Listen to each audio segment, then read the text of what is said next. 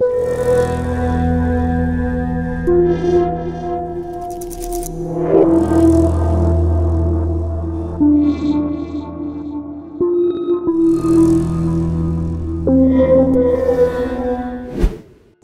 prijatelji, kao što i sami znate, Uskrs je najveći hrišćanski praznik. On simbolizuje pobedu života nad smrću.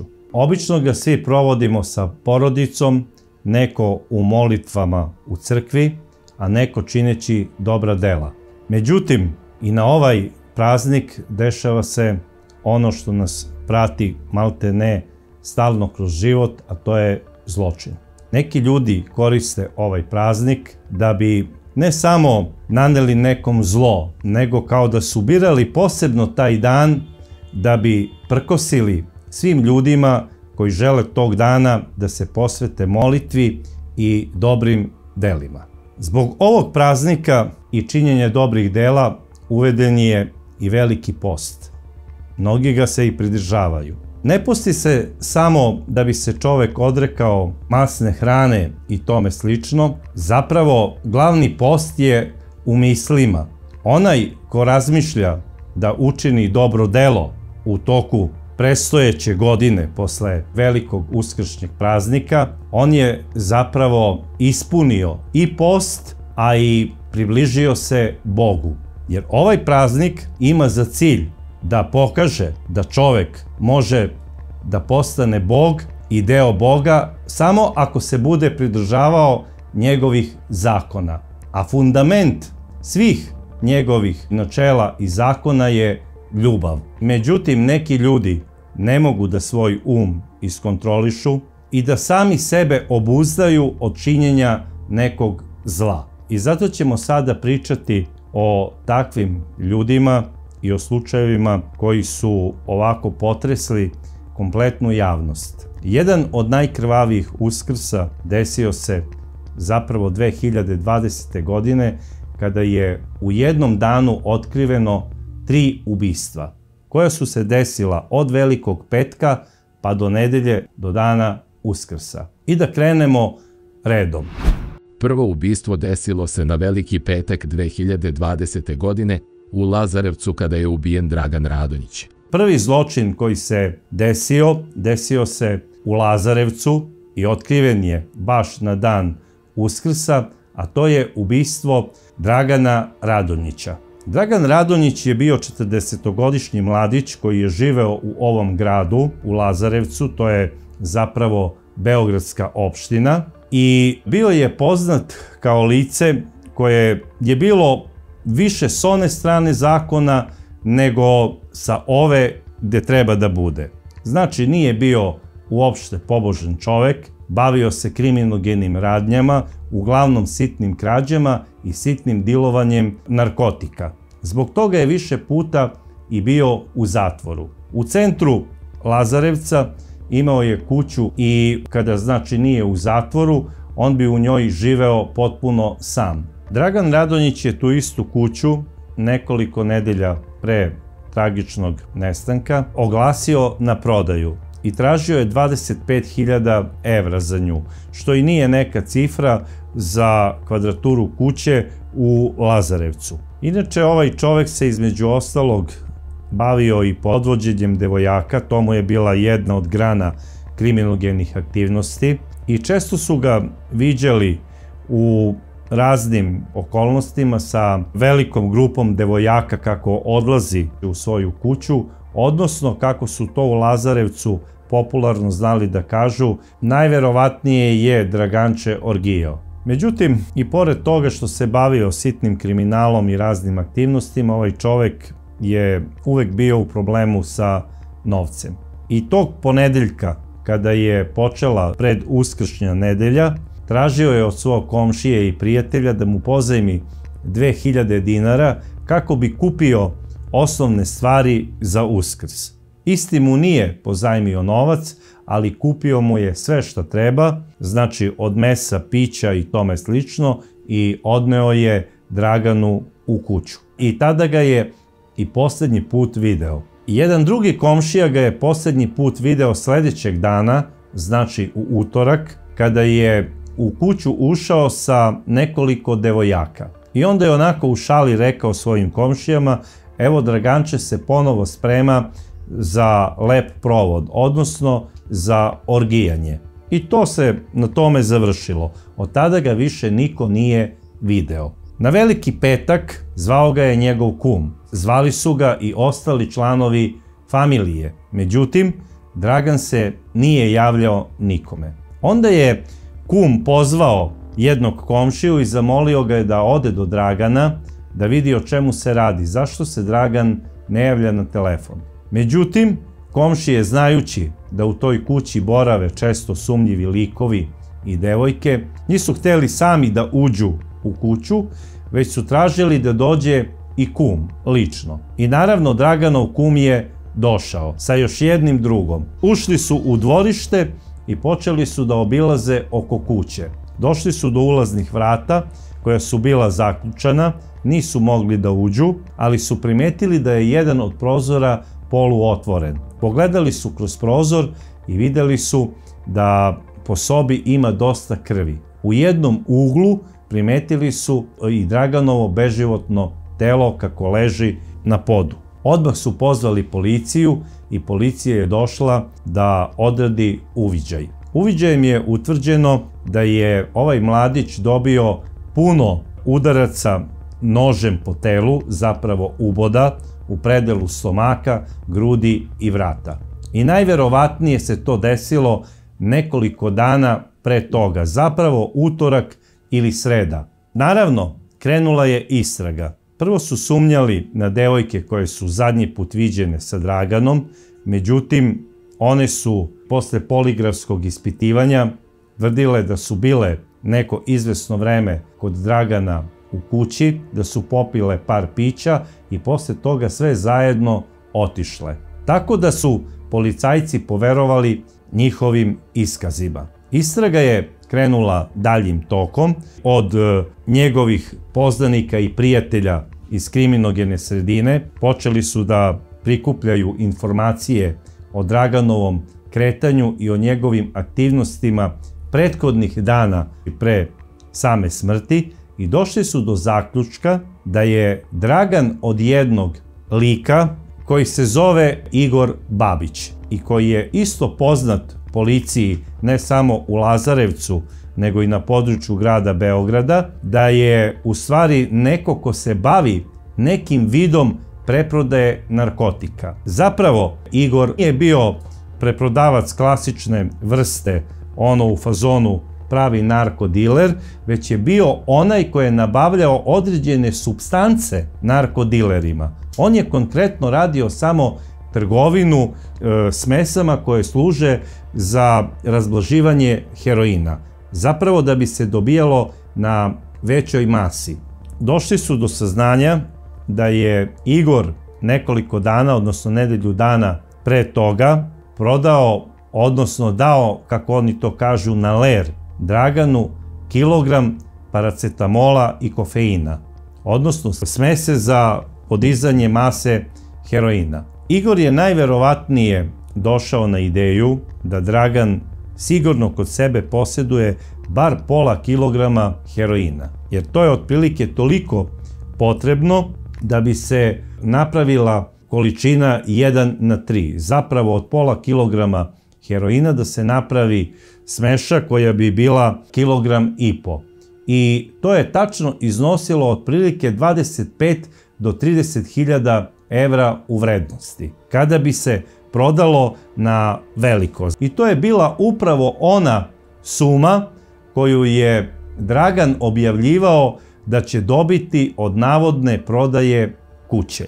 I kako je sam govorio po Lazarevcu, da su se već javili navodno neki ljudi i da planiraju da mu daju kaparu u vrednosti od 5.000 eura. Odnosno, on je pripremao teren da bi opravdao kasnije posjedovanje novca, jer je znao da je i pod pratnjom lokalne, a bogami i same centralne policije iz Beograda. I policija je tačno mesec dana posle pronalaska mrtvog Dragana Radonjića za ovo ubistvo uhapsila Igora Babića. I Igor je priznao ovo ubistvo, da ga je uradio iz koristoljublja, zato što je pretpostavljao da Dragan kod sebe posjeduje veću količinu narkotika.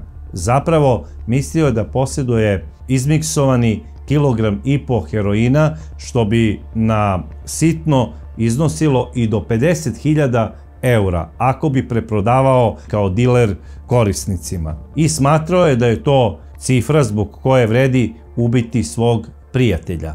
Po njegovoj izjavi i po njegovom, znači, priznanju, on je u ponedeljak 13. aprila ubio Dragana Radonjića. I to tako što ga je 4 puta nožem uboo u leđa i 3 puta u stomak. Nakon ovog ubistva on uzima onu smesu za razblaživanje heroina, koja na crnom tržištu vredi oko 500 eura, uzima još 10 evra, u stvari to je njegova bila smesa, jer on je dao to njemu na ler, uzima još neki sat koji je maltene bezvredan, nije vredeo više od 20 eura, uzeo je jedan novi mobilni telefon koji Dragan nije koristio, njegov nije dirao, ostavio je, znači, njegov telefon u kući, onda je uzeo ključeve, zaključao je ulazna vrata i otišao. Također moram da napomenem da se sve ovo dešava za vreme vanrednog stanja koje je uvedeno zbog pandemije i posle 17 časova niko nije mogao da se kreće van svoje kuće. Rizikovao je da ga policija zapravo privede i kazni. Ovaj mladić, kada je to uradio, bilo je uveliko policijski čast. Igor Babić je izveden pred javno tužilaštvo Višeg suda u Beogradu i suđeno mu je za ubistvo iz koristoljublja po članu 114, gdje je predviđena kazna od 10 do 40 godina. Za ovo delo on je u drugostepenoj presudi osuđen na 18 godina. Međutim, ova presuda pada, apelacija je ukida i ponovo se ovom mladiću sudi, zato što je navodno i on to uradio u stanju i pod dejstvom narkotika, jer je bio već registrovan kao, znači, neko ko je ovisnik o narkoticima, i sudi mu se u blažoj varijanti i dobija 13 godina pravosnažne robije. I on sada izdržava tu kaznu u Zabeli. Drugo ubistvo desilo se na Veliki petak 2020. godine u Čenti kada je ubijen Sava Petrov. A ko je bio Sava Petrov? Sava Petrov je bio 28-godišnji mladić iz Čente koji je živeo, znači, u ovom selu koje se nalazi na pola puta između Pančeva i Zrenjanina, i živeo je sam u jednoj trošnoj kući, bolovao je od epilepsije, nije bio sposoban da se bavi nikakvim teškim poslovima, niti je uopšte bilo šta radio. Ponekad je znao da ode sam ili sa društvom za Beograd da bi prosio ispred beogradskih crkava. Inače, meštani Čente su ga viđali često kako vozi bicikl sa kapuljačom na glavi, zaustavio bi se ispred nečije kuće i meštani bi mu dali hranu. Ovaj mladić je viđan i tog dana, znači na Veliki četvrtak, kako je isto obilazio svoje poznanike i baš jedna prijateljica njegovog rođenog brata dala mu je nekoliko sendviča spremljenih i 250 dinara. On je uzeo i novac i sendviče, zahvalio se i otišao. To je bilo neposredno pred sam početak policijskog časa u 17 časova. I ubrzo, znači, posle Savinog odlaska, njegov brat je, prolazeći pored kuće izvesnog Svetislava, koga je odlično poznavao, primetio u dvorištu kuće na jednom drvetu kako visi Savina jakna. U dvorištu su sedeli i ispijali piće, znači domaćin Svetislav i Joca Marić. Joca Marić je inače isto bio poznat po tome da je s vremena na vreme išao zajedno sa Savom za Beograd da bi prosili. Pored toga bio je poznat kao veliki alkoholičar. Nije ništa radio, znao je da se napija i da bude ponekad čak i nasilan. Savin brat se zaustavio biciklom i pitao je: momci, da li je slučajno tu i Sava? Oni su rekli ne, mi ga nismo ni vidjeli. Njegovom bratu je to bilo čudno, otkud sada jakna njegovog brata visi na stablu drveta u dvorištu gospodina Svetislava, a njega niko nije video. I onda je pomislio, pa dobro, možda i on ima sličnu jaknu, nema veze, idem da kupim cigarete dok nije počeo policijski čas i idem kući. I on je kupio cigarete i otišao je kući. Rekao je porodici kako je čudno što je video Savinu jaknu okačenu tamo u dvorištu kod Svetislava, a njega niko navodno nije video. I onda su ovi u kući komentarisali možda je Sava sam otišao za Beograd da bi prosio, jer sutra je Veliki petak i sigurno hoće da bude od ranih jutarnjih časova ispred neke bitnije bogomolje u Beogradu. Bilo kako bilo, ta noć je prošla, Sava se nije javljao, niti na mobilni telefon, niti bilo kako, i Savin brat je otišao do obližnje benzinske pumpe da bi kupio cigarete. Dok je kupovao cigare, jedan poznanik mu je rekao: znaš šta, ja mislim da se sinoć nešto strašno desilo u kući kod Svetislava i mislim da je Joca pretukao Savu i ko zna šta je sa njime uradio. I kada je čuo ove reči, odmah je otišao u kuću izvesnog Svetislava. Tamo je i dalje bio i Joca Marić, koji je pio piće, i pošto je on bio prisutan, on ga je pitao: dobro Jovane, čuo sam da si se sinoć potukao sa Savom. Gdje je Sava i šta se s njim desilo? I primetio je da na onom drvetu nema više Savine jakne. On je rekao: otkud tebi ideja da bi se ja potukao sa Savom? Sava je moj dobar drug i ja to nikada ne bi uradio, pogotovo ne na ovako važan praznik. Pa boga mi, danas je Veliki petak i nikad se ni sa kim ne bi potukao. A Svetislav se takođe umešao u priču i rekao je da je Sava otišao sa nekim trećim licem koga on i ne poznaje i da su najverovatnije otišli zajedno za Beograd da bi prosili, jer to je bio dogovor, zapravo da idu svi zajedno. Ali zbog policijskog časa Joca i on su odlučili da idu danas na Veliki petak i da provedu vikend kod svojih prijatelja u Beogradu. Naravno, to je Savinom bratu bilo sumnjivo, pozvao je policiju i ista je došla. Rekli su da će prvo obaviti razgovor sa Jocom i sa komšijom koji je rekao da je čuo navodno svađu, a boga mi i video tuču između Joce i Save. I prvo šta su uradili, otišli su zapravo kod tog komšije i prijatelja Savinog brata i pitali ga šta je tačno video. I on je potvrdio da je Jovica Marić maltretirao i tukao Savu, a šta je kasnije tačno bilo, to on ne zna. Ali pošto se mladić nije pojavio, plaši se da su bogami možda naneli opasne povrede ovom mladiću koji je inače bolestan od epilepsije. I jedan udarac za njega može biti poguban. Inače, Joca Marić je važio za nekog kome ne bi trebalo stati na crtu.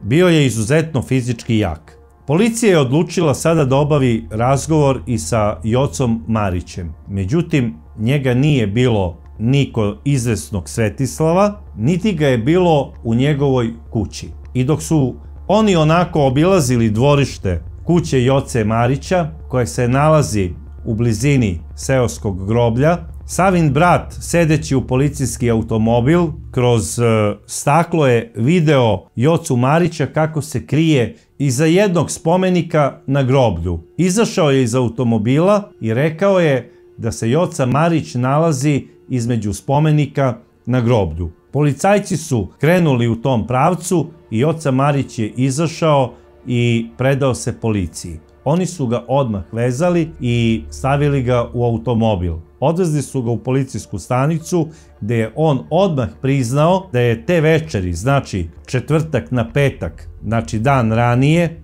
imao sukob i svađu u alkoholisanom stanju između njega i Save i da je Savu pretukao na taj način što ga je tukao drškom od motike po glavi i po telu, a i da ga je nekoliko puta posle udario nekom tesarskom sekiricom po leđima i da misli da ga je jednom udario i u predelu glave. Naravno, u tom rvanju dečku je spala i njegova jakna sa tela, koju je on kasnije okačio o jedno drvo, a Savu je uz pomoć izvesnog Svetislava odneo i bacio u njegov zapušteni bunar u dvorištu. Znači, taj bunar je bio izuzetno dubok, nekih 15 metara i nije već godinama korišćen. Naravno, posle ovoga policija je izašla sa uviđajnom ekipom i istog, znači dana, pronašli su beživotno Savino telo u bunaru u dvorištu navedenog Svetislava. Takođe je obdukcijom utvrđeno da je bila velika količina vode u njegovim plućima, što je ukazivalo da je Sava u trenutku bacanja u bunar bio još uvek živ i da se on zapravo kasnije udavio u ovom bunaru. Sada mi nije jasno kako Svetislav nije odgovarao kao saučesnik u izvršenju ovog krivičnog dela. Pa makar i za prikrivanje ovog krivičnog dela je predviđena kazna od 6 meseci do 5 godina. A za saučesništvo u ubistvu na bilo koji način, bogami, od 5 do 15 godina. Naravno, protiv njega tužilaštvo nije podnelo nikakvu prijavu i ja to sada više neću da komentarišem, jer na kraju krajeva procena suda je da ovaj čovek nije kriv. Što se tiče Jovice Marića, njemu je posle određivanja policijskog zadržavanja od 48 sati određen pritvor do 30 dana i podignuta je optužnica za teško ubistvo. Kasnije u toku suđenja Joca Marić je optužen prvostepeno, znači po članu 114, odnosno za teško ubistvo, gdje je predviđena kazna od 10 do 40 godina. Međutim, u toku sudskog postupka ovaj član je oboren na član 113, odnosno član po kome se sudi za obično ubistvo, jer su smatrali da u alkoholisanom stanju ovaj čovek nije bio svestan da ubije sa namerom, već je faktički izvršio ubistvo iz nehata u pijanom stanju. Joca Marić je po ovom članu osuđen na 13 godina zatvora, s tim što 3 godine mora da provede u bolnici zatvorenog tipa na lečenju od alkoholizma, što znači da će ukupno zatvorski staž za ovog čoveka biti 10 godina. Treće ubistvo desilo se na Uskrs 2020. godine u Malom Zvorniku kada je ubijen Petar Matić. Na porodičnom ručku gdje su se okupili da svi proslave ovaj najveći hrišćanski praznik, došlo je do svađe između Petra Matića, starog 57 godina, i njegovog sestrića Gorana, koji su se već nekoliko godina unazad svađali oko nepodeljene imovine. Zapravo, njegov sestrić ga je već nekoliko puta prozivao pre toga da njegova majka, koja potiče iz te kuće, nije bila ispoštovana u smislu miraza i da sada teča treba da se isprsi kad nije znao deda i da isplati Goranu izvesnu količinu novca protiv vrednost, znači u zemlji i šumama koliko to vredi po njegovoj proceni, što je naravno bio povod da dođe do svađe. Sada, ko je na koga tačno prvo potegao nož, ja to ne znam, ali se završilo tako što su i jedan i drugi u rukama imali noževe koji se koriste za sečenje mesa ili za klanje životinja i jedan drugog su napali. Goran je bio mlađi, spretniji, jači i svog nesrećnog teču je 6 puta uboo u predelu grudi i stomaka. Kada je teča pao na zemlju, Goran ga je uhvatio za kosu i faktički ga je preklao tako što ga je uboo u predelu vrata i zaokrenuo nož. Time mu je presekao arteriju i nesrećni čovek je na mestu ostao mrtav.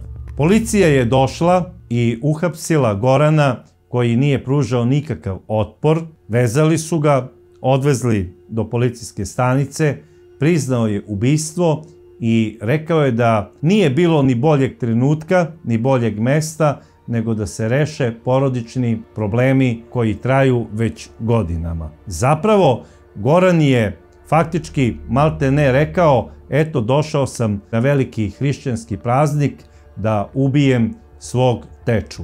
Zbog ovog ubistva Goran je osuđen na 14 godina, a u drugostepenom postupku ova presuda je pala na 12 godina. Tako da se i on sada nalazi na izdržavanju zatvorske kazne u Požarevcu. Za sve ove ubice koje smo pomenuli, može se reći da oni nikada nisu ni verovali u Boga i da nikada nisu poštovali ovaj veliki hrišćanski praznik, na koji i najveći kriminalci ne vrše nikakva krivična dela, a mnogi od njih čak i poste. Ono što treba da nam bude bitno na ovaj veliki hrišćanski praznik, a i bilo kog drugog dana, je da mržnju koju osjećamo prema bilo kome ili prema bilo čemu kontrolišemo i totalno neutrališemo, jer je mržnja najveći greh.